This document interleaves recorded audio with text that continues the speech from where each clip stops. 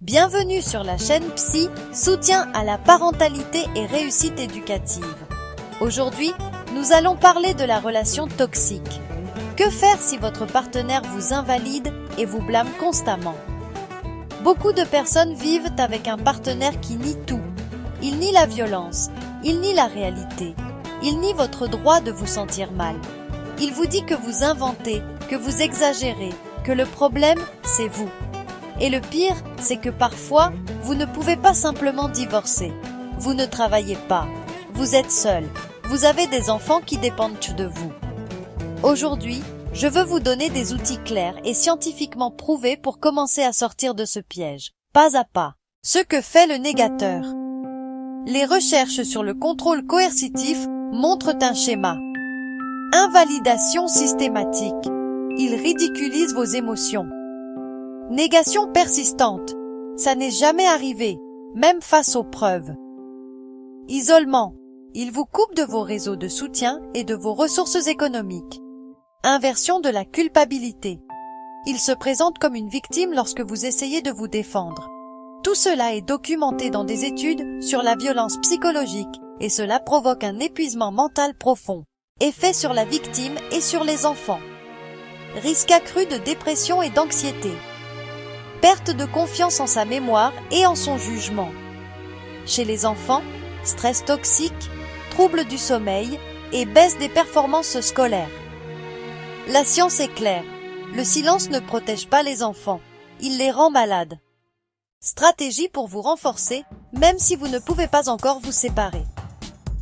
1. Micro-ancrage quotidien, TCC. Notez ce que vous avez vu, ce que vous avez ressenti. Ce que vous avez entendu. 3 phrases par jour. Écrire réduit la distorsion cognitive. 2. Réseau de soutien minimal, même si ce n'est qu'une amie, une voisine ou un professionnel de la santé. Les preuves montrent qu'une seule relation de confiance diminue significativement le risque d'isolement chronique. 3. Éducation des enfants. Dites-leur des phrases claires. Ce qui se passe n'est pas de ta faute. Tu as le droit de ressentir ce que tu ressens. Cette validation parentale agit comme un facteur protecteur face au traumatisme. 4. Soins corporels de base. Sommeil, hygiène, petits rituels de bien-être. Les études sur la résilience montrent qu'un corps régulé aide à prendre des décisions difficiles. 5. Préparation silencieuse. Gardez des documents, informez-vous sur vos droits sociaux. Ouvrez progressivement des espaces d'autonomie économique. La recherche sur les processus de sortie démontre que les plans discrets réduisent les risques de violence létale. Clé psychologique pour résister à l'invalidation. Chaque fois que votre partenaire nie quelque chose, rappelez-vous, la négation est une tactique, pas une vérité. Répétez intérieurement, ma perception compte, mon émotion est valide. Cherchez à confronter votre expérience avec quelqu'un d'extérieur.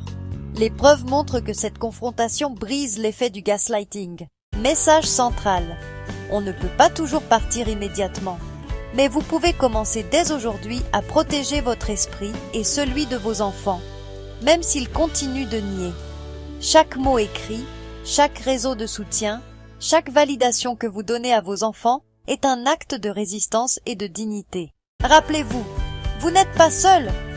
Ce que vous vivez a un nom, c'est étudié, et il existe des chemins éprouvés pour retrouver votre force.